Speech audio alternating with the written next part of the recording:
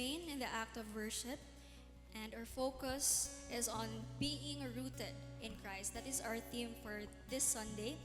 And in Him, we find strength, hope, and victory. Let's join our hearts and voices together as we sing Never Lost, celebrating the unshakable power and love of our Savior who never lost a battle and never will.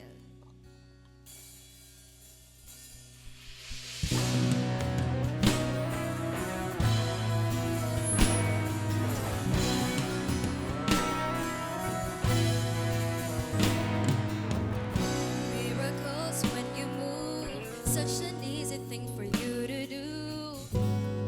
Your hand is moving right now. You are still showing up at the tomb of every Lazarus. Your voice is calling me out right now. I know you're able, and my God, come through again. You can do all things. You can do all things but fail. 'Cause you've never lost a battle. No, you've never lost a battle. I know you never will.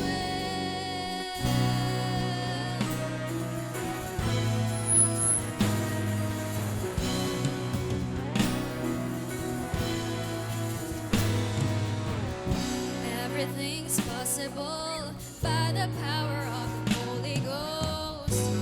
The new wind is blowing right now, breaking my heart of stone, taking over like Jericho. My walls are all crashing down right now. I know you're able, but my God, come through again. You can do all things. You can do all things but fail. 'Cause you never lost a battle. No, you've never lost a battle. And I know you never will. You can do all things. You can do all things but fail. 'Cause you've never lost a battle. No, you've never lost a battle. 'Cause I know you never will. You've never lost a battle. You've never lost a battle. You never will. You've never lost a battle. You've never lost a battle. You've never lost a battle. You never will. Never lost a battle. Never lost a battle. Never lost a battle. Never lost a battle. Never lost a battle. Oh, you can do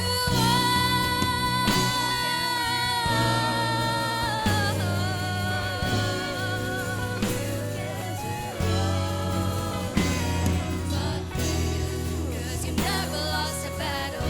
No, you've never lost a battle. 'Cause I know you never will.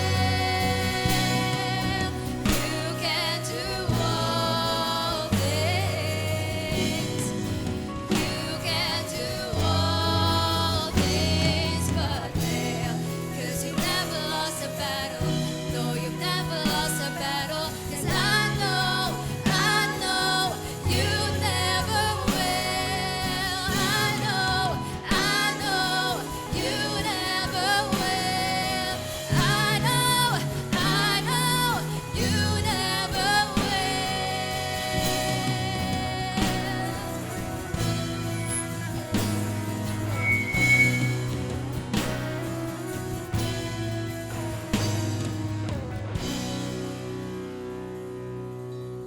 For our last song, let's sing Here I Am to Worship.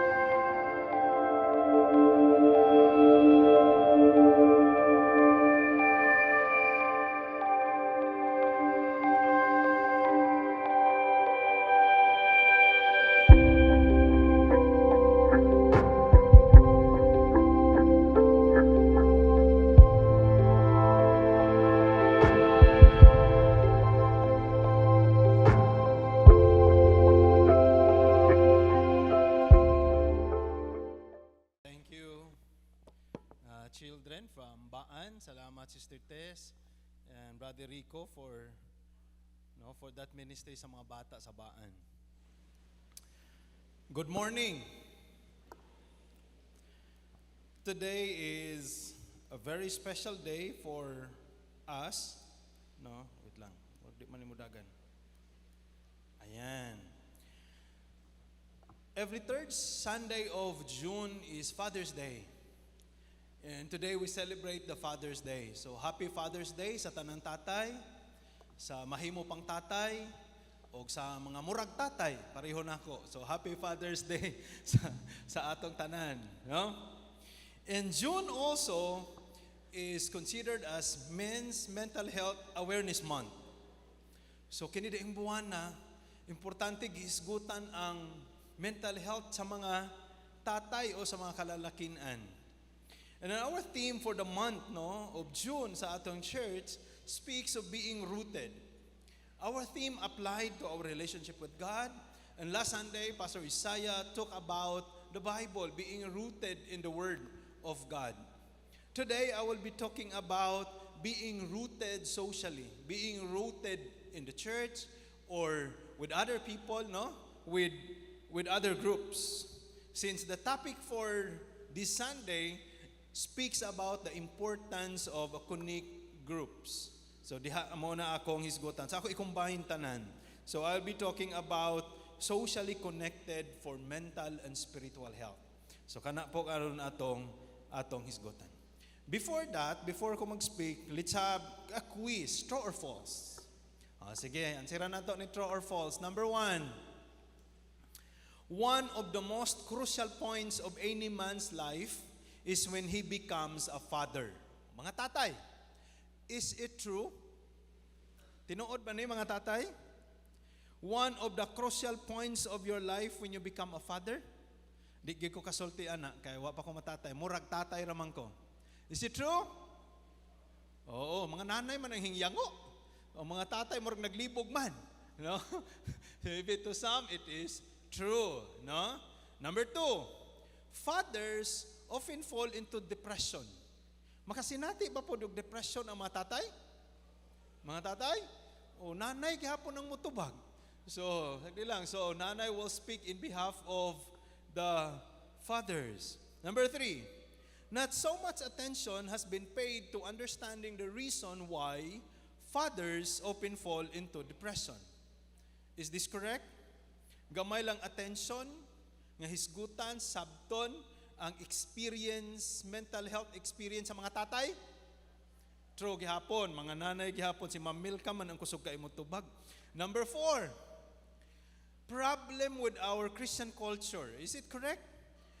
It is unimaginable for a man to struggle with their mental health.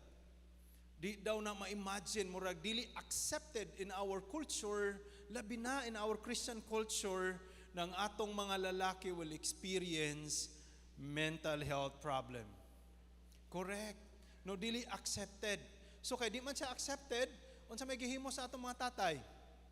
Iluom na lang gid namo kung naatay mga problema, no? So ato nang hisgutan this morning. Sige. So how do fathers or how do we manage our mental and spiritual health? Paano ba ni nato i-manage, no?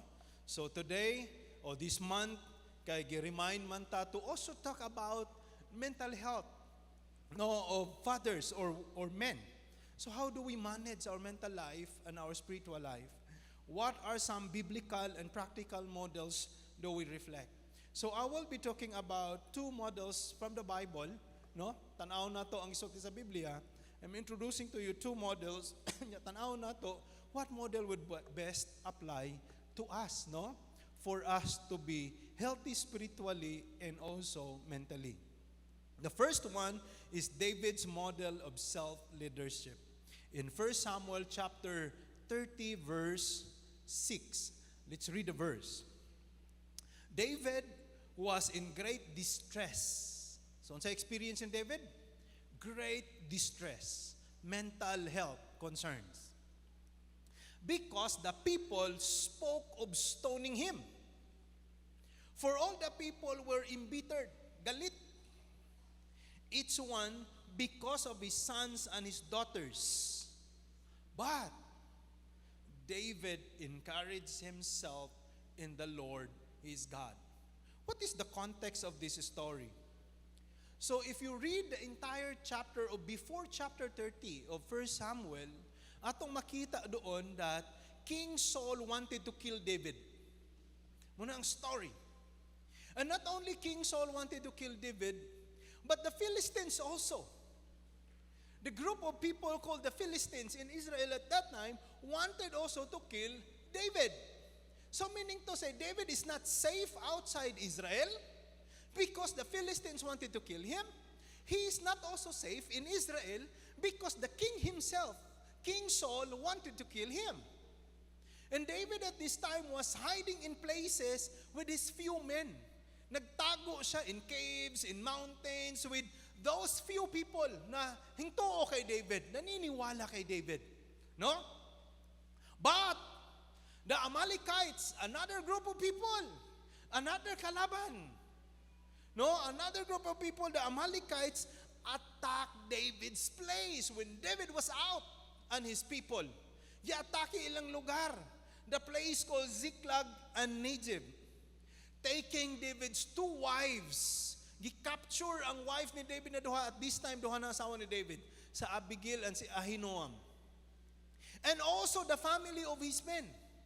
Wala gipang patay, but all people, men, children, and women were being captured by the Amalekites alive. That's the story. When David and his men came back to their own place, gisunog na ilang balay, ransak na ang community, and then wala na ang ilang pamilya, were captured. What was the reaction of the people? Muna ang verse nato kagaina, mingingon doon na, for all, gusto na sa mga tao, those people who was with David at the time, they wanted to kill David. They wanted to stone David. Wala na, katong pipila nga naniniwala ni David, karon suko na po ni David. They wanted to kill him. They wanted to stone him. Because they were embittered, galit sila. Why? Because their family, because hinguban man sila ni David, now their family was being sacrificed, now being captured by the Amalekites. Tanan tao, suko na kay David. Tanan tao, wala na. Galit na kay David. Ang Ginoo na lang yun, ang kapitan ni David. That's why the verse said, but David encouraged himself in the Lord his God. David was being blamed. He lost his dignity and integrity among his people because of the attack of the Amalekites. He was worried about his wives and his children also. And he worried also about the wives and the family of his men. Makita na to ang problem ni David, left and right. Mauna ni ang situations ni David at this time. Can we imagine David, if you are David at this time? Sa situations, how heavy, how difficult. It was very difficult. It was very heavy situations. Ang sitwasyon ni David. David lost the trust of his people. Now they wanted to stone him. They blame him. Because sa nitabo silang pamilya, he only has God. O sana lang yun ang nabilin kay David na pwede niyang duulan, ang Ginoo na lang yun. Nobody encouraged him. Nobody comforted him. Nawadaan ba po siya asawa? Nawadaan ba po siya anak? Siya ba yung gusto patyon ni King Saul? Siya ba itong gustong patyon sa mga Philistines? And nobody came to David to comfort him. And yet, one thing very nice, David encouraged himself in the Lord his God. This is called self-leadership. Kana bang when everyone, wala na mo encourage nato, wala na mo dasig nato, kaya natong dasigon ang atong kaugalingon. Gitawag na siya self-leadership. And this is the most difficult leadership according to some scholars. It is easier to lead our children, other people, but it is so difficult to lead yourself sometimes. It is so difficult. And this model is not working for everyone. Dili ni effective for everyone. Nga naman? Because for some people, how would you encourage yourself in the Lord when you are angry with God with your situation? When you are blaming God? When you are telling, anong gialaw man nimo, Lord? Nangalagad man ta na ako nimo. Ngano imo man ang gialaw? Galit ka na rin sa Panginoon. Can you encourage yourself in the Lord in that situation? Of course not. Because you are now angry with God. That is why that model ni David is not effective for people who are angry with God. And it is a normal feelings to get angry with God sometimes. Kaya usay, masuko ba ita sa Ginoo? Makiglalis ba yata? No? And then it is not also effective when you are questioning your faith.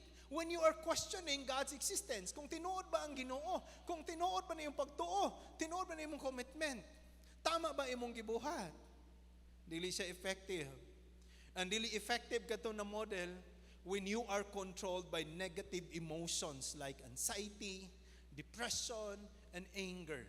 Because when you are in that situations, di nakakahinumdom o Ginoo, di na nimo ma-encourage yourself because you are now thinking to yourself, you are attacking yourself, you're telling yourself, ang tanga mo, ang danghag nimo. May risira sa imo. You are now attacking yourself. You're no longer leading yourself. So dili effective ang model ni David, encourage himself in the Lord. And it is not also effective when you cannot make choice, when you're trapped. Di na ka makahimo og choice and you cannot succeed yourself. You feel you are a failure. Dili na nimo ma-lead ang imong kaugalingon. How much more when there is pathological problem na. Dili na pod siya effective na model. No? Ingon ni John Maxwell, a leader is the one who knows the way, goes the way, and shows the way. But ang question, how many men truly practice these principles in their lives? How many of us truly practice this principle in our lives? Knows the way, goes the way, and shows the way. Ikaw nag-una. Ang answer, very few of us can do that. Ang makahimo lang ani, those people who are really personally resilient. So when you are resilient, ka na bang, di ka na kinahanglan o encouragement to other people, kaya nimo dasigon imong self. Then you can do it. You can encourage yourself in the Lord your God. And if you are like that, you know how to encourage yourself when nobody will encourage you. Do not compare yourself to others. Because other people cannot do that. Other people needs help. Di nila kaya yan na model. Praise the Lord, kaingon ana ka, you are resilient enough to face your own problem. So we cannot compare or generalize everyone. Now, since that model sometimes will not work, there is another model maybe will work. Elijah social connection model. Ako lang nagbutbuot og tawag tuod ani ha. That's my own term. Forgive me. So it's my own term. That's to emphasize. Elijah's social connection model in 1 King chapter 19. Elijah and David are the same. They are all Christians. They believe in God and they are the great men of God. David was called a man after God's own heart. Elijah is called as the greatest prophet in the Old Testament. So meaning to say, hindi siya basta-basta ng mga tao. But look at how they react to a different situation, to their own situations. Let's look at the story of Elijah. Then Elijah said, I have been very zealous. Galit siya sa Ginoo. At this time, Elijah is talking to God. And he said to God, Lord, I have been very zealous for you, for the Lord God, the God of armies. For the sons of Israel has abandoned your covenant, turned down your altars, and killed your prophets with the sword. And he said, and I alone am left, and they have sought to take my life. Diba the situation is like David? Everyone is now against him. Everyone is now against Elijah. Siya na lang nabilin. He alone, ingon siya, I alone am left. And those people who dati believe in me is now wanting to take my life also. Pareho sa storya ni David. Ang kang David mingon dito, but David encouraged himself in the Lord his God. But Elijah, unsa may giingon ni Elijah? Wala. Ingon ang Ginoo kang Elijah, in answer to Elijah, God said to him, go, return on your way. Balik, return on your way to the wilderness of Damascus. And we arrive, you shall anoint Hazael king over Aram. You shall also anoint Jehu the son of Nimshi king over Israel. And you shall anoint Elisha the son of Shaphat of Abel Meholah as prophet in your place. And it shall come about that the one who escapes from the sword of Hazael, Jehu shall put to death, and the one who escapes from the sword of Jehu, Elisha shall put to death. And the next verse, yet, ingon pa si God, I will leave 7,000 in Israel, all the knees that have not bowed to Baal, and every mouth that has not kissed him. Di ba ang ingon ni Elijah, Lord, tanan backslider na. All prophets left. Ako na lang yun usa ang nabilin. Pero ang sa ingon sa Ginoo, napa may 7,000. Never kissed Baal, never bowed Baal.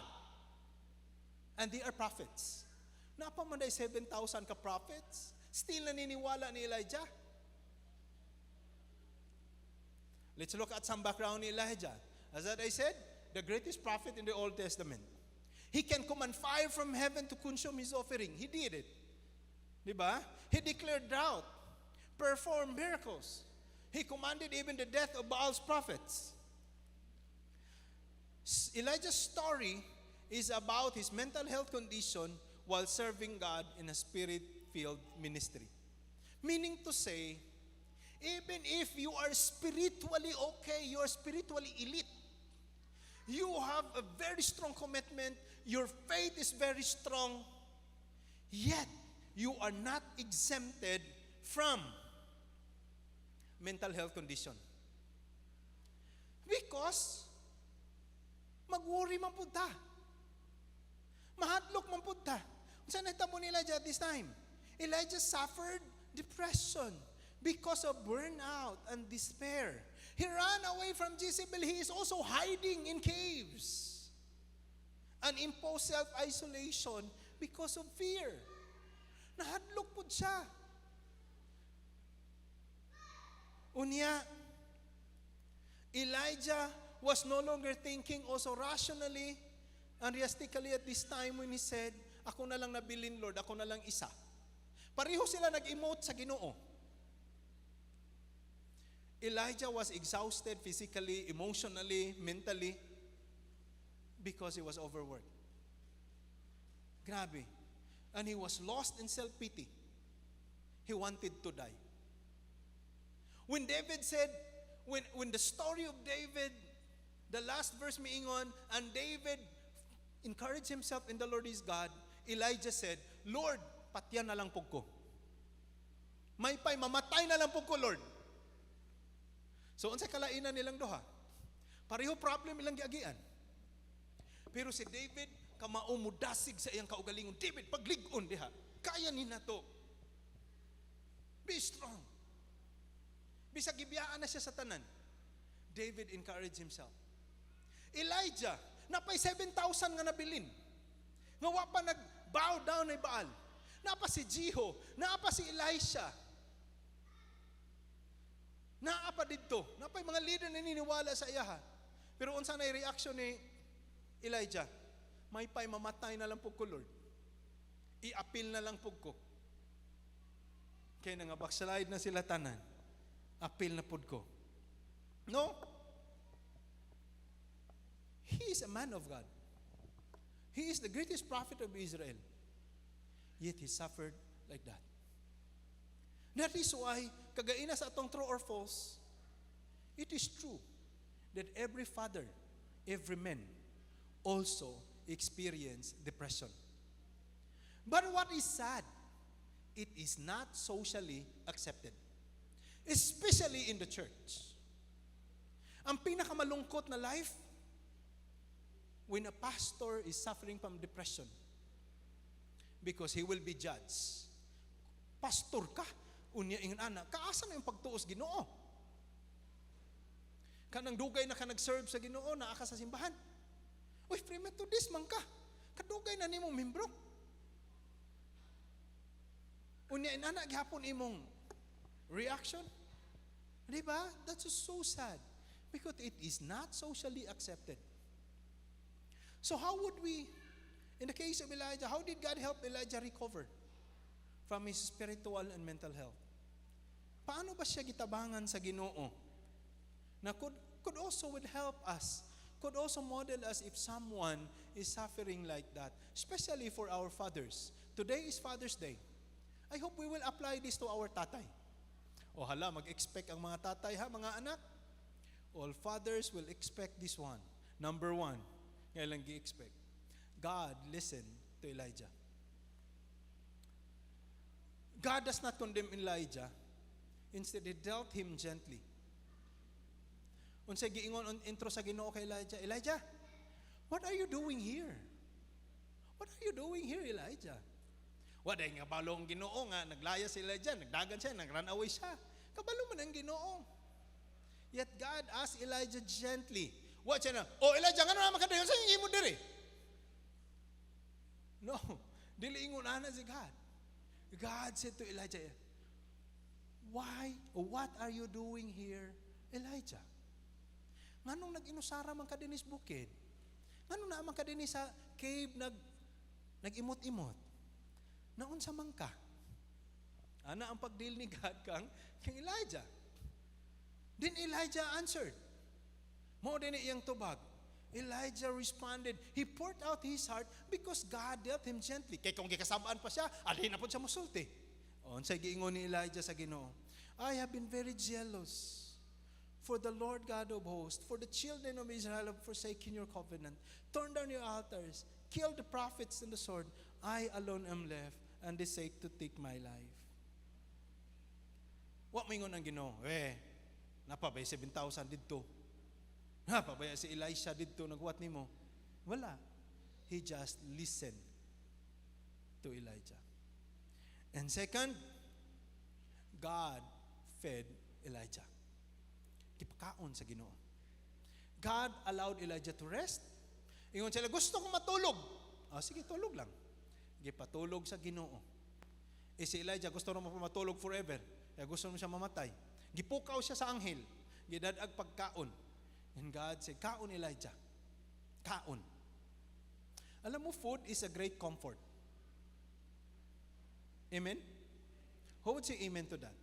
Food is a great comfort. Yes. Madasig tabaya kung pakaunon ta. No? O mga tatay, o mga anak. Food is a great comfort to your father. O alam na this, unya haasan niyo dalo yung tatay. No? Yes, it is true. And God comforted Elijah with food. Food is impossible in the situation. Nasa Elijah sa bukid. Aman siya makita pagkaon nga pati kapayas, wala. Walay ihas nga bayabas. Yet God brought food to Elijah through a raven. Nagdala ang raven. Grabe ang mga uwak. Ambot, asa nga bikirito nakakuha. Basig sa Jayco to nakakuha og pan. Bagong open.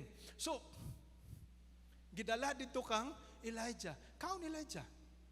Gidadaan pog init nga kape gikan sa Starbucks. Mga ning mga ravens kay grabe ka kuan kaayo. Gidala kaon. Hingkaon siya. Human niya kaon wa naman pud ang ravens himbalik gikapoy og lupad. Nagkapaslot-paslot in taon sa init nga kape. Gipukaw siya sa anghel sa Ginoo. And that's one I love the most.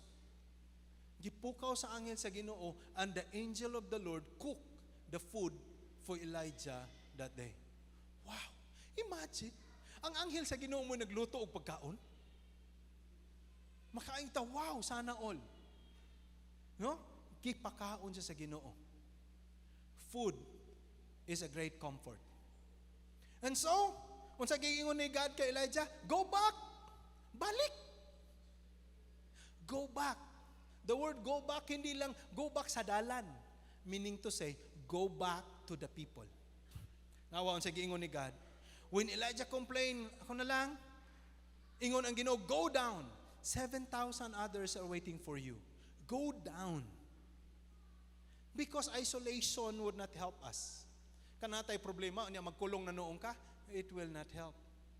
You will be consumed by the negative emotions kung mag-inusara ka when you have a problem. Ingon siya, go down to the 7,000. Di ba, ingon ang Ginoo, return to Hazael. Anoint Hazael, anoint Jehu, anoint Elisha. In other words, ingon siya, go to Hazael. Adtua si Hazael, adtua si Jehu, adtua si Elisha. Because who are they? They were avid followers of Elijah. They believe in Elijah, and they have the same story with Elijah also. Hingon ang Ginoo, go back. This is now connection. This is now the importance of being connected. Kanang ma-depressed ta, kinsa kay atong Jehu, Hazael o Elisha diri? Nga kana bang di na nato masabtan atong kaugalingon, adto ko sa balay ni Elisha. Kinsa man kay atong Elisha in this church? Now when Elijah was so depressed, pwede mo adto sa atoa. Or pwede ba kaha nga kita ni? Can we be like Hazael, Jehu, and Elisha? That when someone who is depressed, someone who is questioning, someone who are in doubt, worried, kanang pwede sa atong paminawan. Mauna ang ministry ni Hazael, ni Jehu, Elisha. And there are 7,000 others. Connect with other same-minded people. I emphasize same-minded people. When you have a problem, find someone na kanang mingtuon nimo, someone who believe in you, someone who will not judge you, someone who will listen to you. Because talking to that persons will encourage you. Maliban nga na-encourage na si Elijah sa pagkaon, connection, other people, our social connectedness will also help us regain our spiritual and mental strength. Amen? Amen. So kung ato sa atong application, some of us maybe are like David. Kinsay makaingon ako, murakog si David. I know how to encourage myself. Kabalo ko, unsaon pagdasig akong kaugalingon. Kung walay mo encourage sa ako, kung walay mo greet sa akong birthday, kamao ko moingon sa salamin, happy birthday, David. Oh. Kamao ko moingon, tara, it-date ta ka sa McDo. Pero ang yara pong kaugalingon gi-date. Oh, maunay mga like David. They know how to encourage themselves. But many of us are like Elijah. When there is a problem, we tend to isolate. Magtago ta, magmukmok ta. But isolation does not help. Dili siya makatabang. So if we are like Elijah, what we need is social connection. Rooted in our relationship with our brothers and sisters in the church. Going to church really helps us for both our spiritual life and our mental health. Naibagong rason karon nganong manimba ta. Go to church for your sanity. That's another reason. Imagine if you are working, stress sa office, Monday, Tuesday, hantod, Biyernes, pagka Sabado mo overtime pa, ang uban na to nag-eskwela, ug Sabado, daghan na po kay requirements. Asa na malay atong pahuway? For our mental health, going to church And it is proven by research. Going to church help our mental health. Amen? Nga naman, kanta pa lang, the songs that we hear from the worship team, that song will already speaks, will help you think clearly, connect with God. Kana, wala may hinganhin sa simbahan nga hinguli na bugat niyang kasing-kasing. Maliban lang kung igo ni pastor sa wali. Muna, pastor nagwali nga ako mapugi-igo. So murag na bugat akong heart. Pero most of us, when we go out from the church, we feel refreshed, encouraged. Diba? Nindot atong panghuna-huna. Minglinaw ang atong panghuna-huna. No? So that's one. So, congratulations because you go to church. Meaning you love your mental health. You are concerned about your mental health. No? So, atong encourage atong mga tatay. Ang atong, sa una maingon man ta, manimbata, may na lang maputdan gamay atong sungay.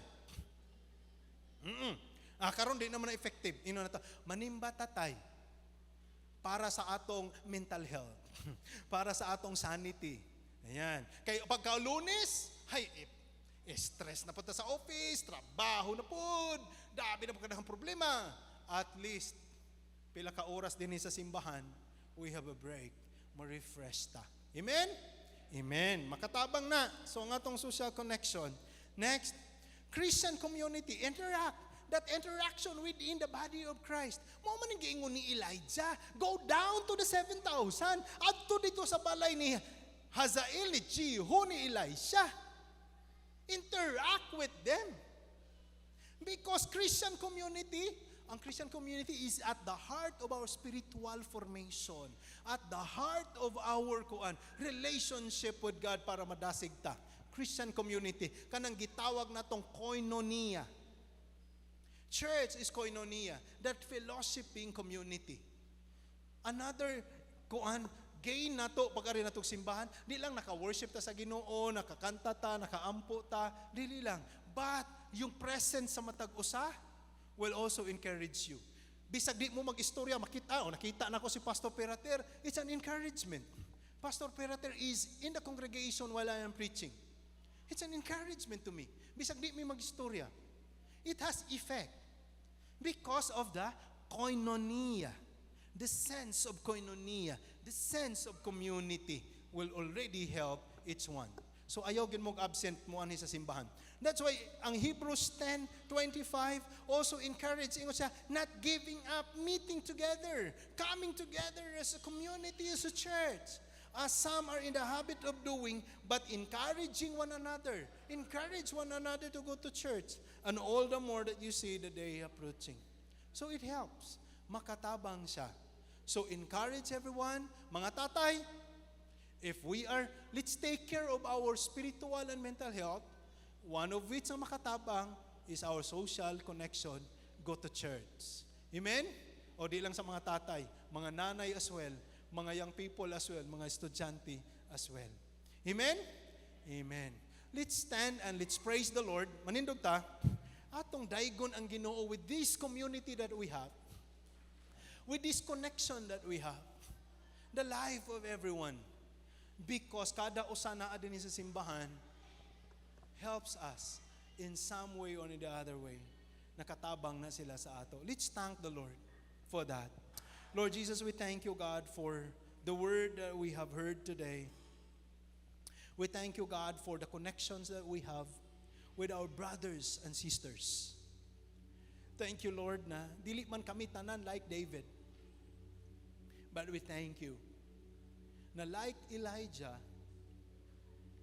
number one, ikaw nakatabang sa amo. Your grace, your love, strengthen us. And thank you, God, nga naapod ang among community. We are connected to a greater family, a community na will never judge us. A community who will listen to us. A community where we gain our strength and support. Panahon nga naami sa problema. Thank you, Lord. And Father, himuasab mi na like Jehu, Elijah, and Hazael, and those 7,000 others who serve as encouragement to Elijah. Lord, na sana when someone came to us, we will not respond in judgment, but we will respond in love and empathy. Listening to their experiences, to their narrative, without judgment. And if we can, that we can also offer food, material things, or whatever we can share to encourage. Lord, salamat that you have blessed us also with material things we can share with our brothers and sisters. And thank you, God, that every Sunday we come to church, we are connected with one another. And by that, we maintain our spiritual life and our mental health.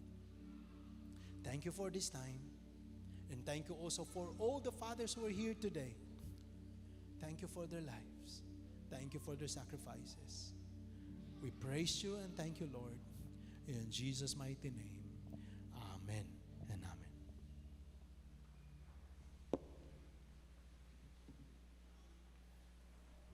Can we give a mighty clap of praise to our Father?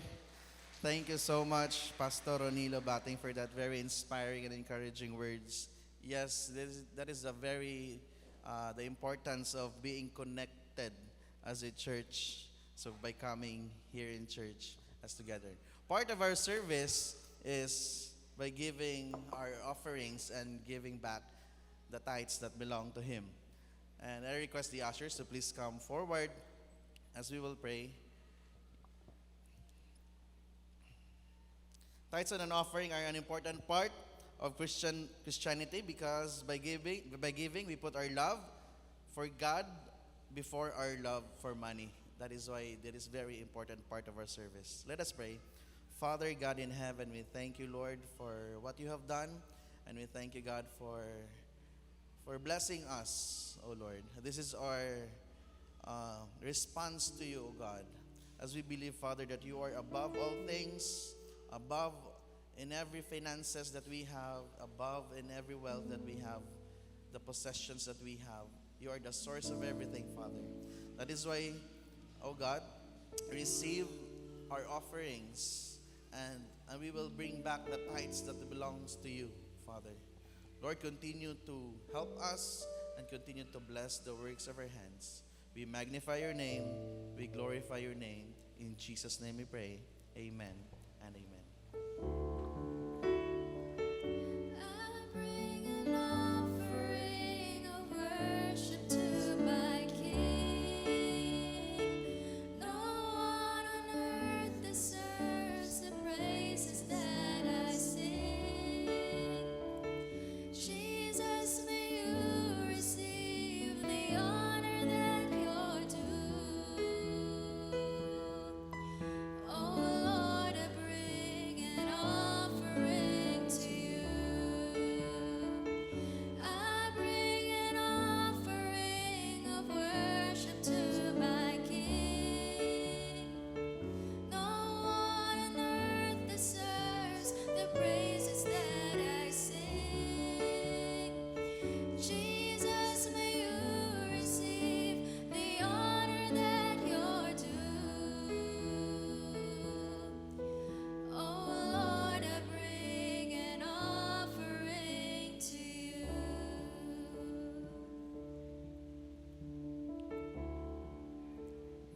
Requesting everyone to please stand. We will sing our doxology. Praise God from whom all blessings flow.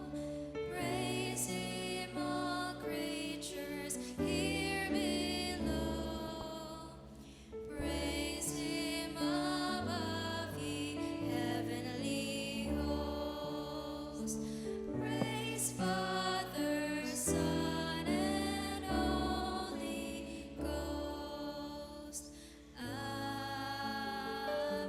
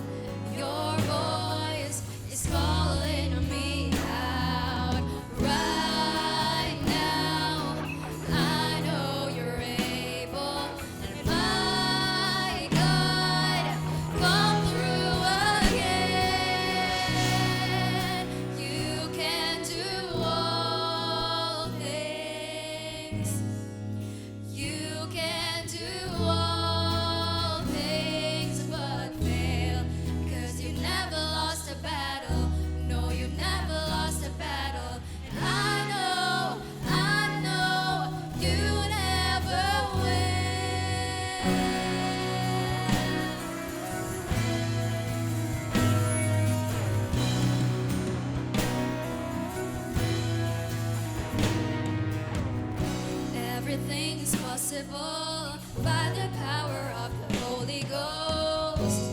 A new wind is blowing right now, breaking my heart of stone, taking over like the Jericho. My walls are all trashing down right now.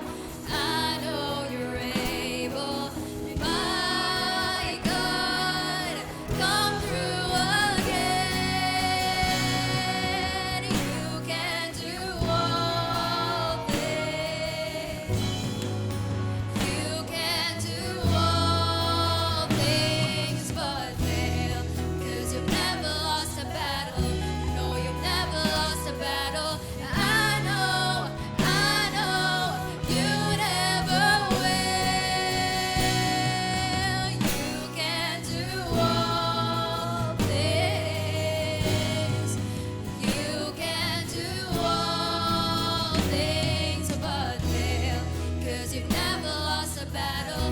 No, you've never lost a battle. I know you never will. Never lost a battle. Never lost a battle.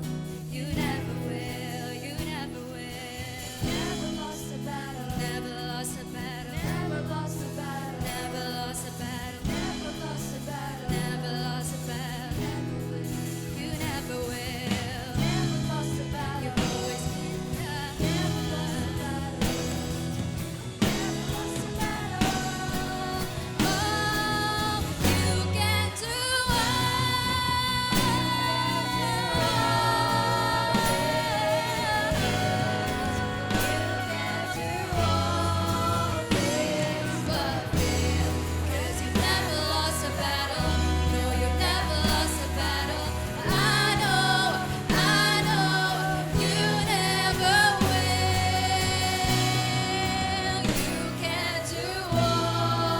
things. You can do all things but fail, 'cause you've never lost a battle. No, you've never lost a battle. 'Cause I know you never will. I know you never will. I know you never will.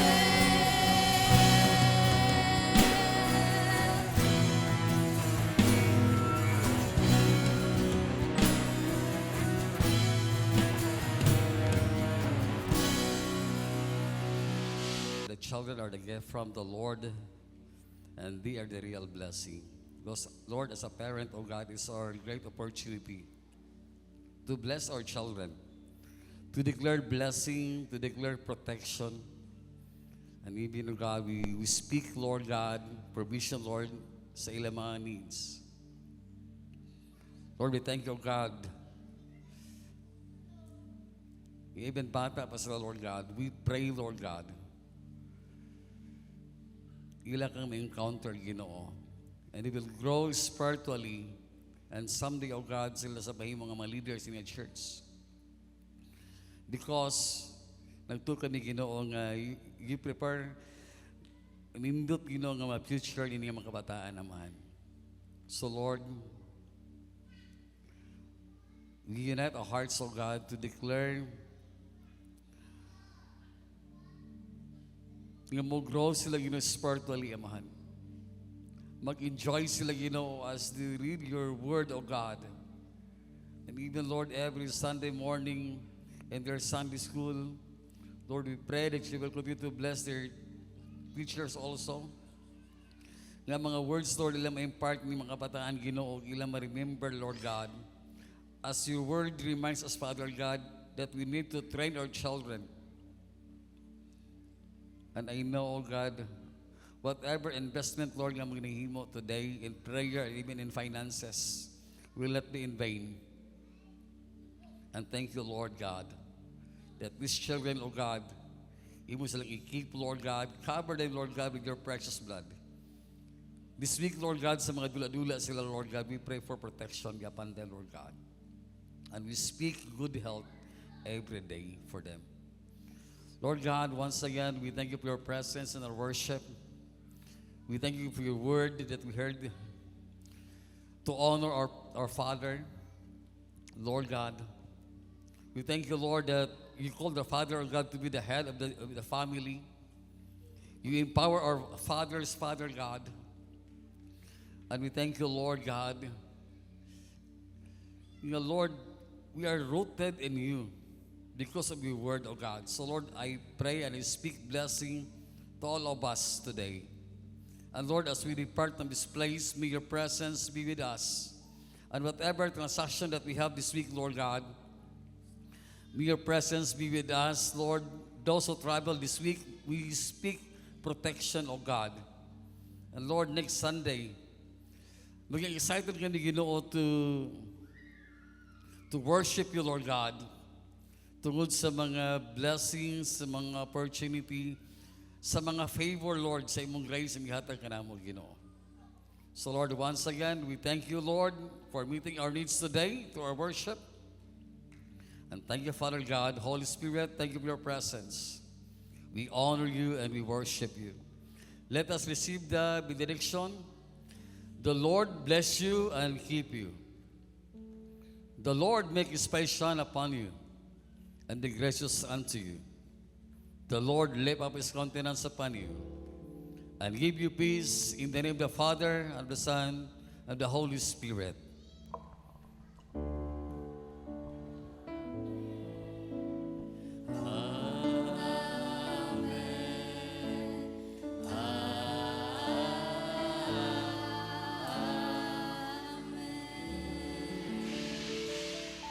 Amen. God bless everyone and see you next Sunday.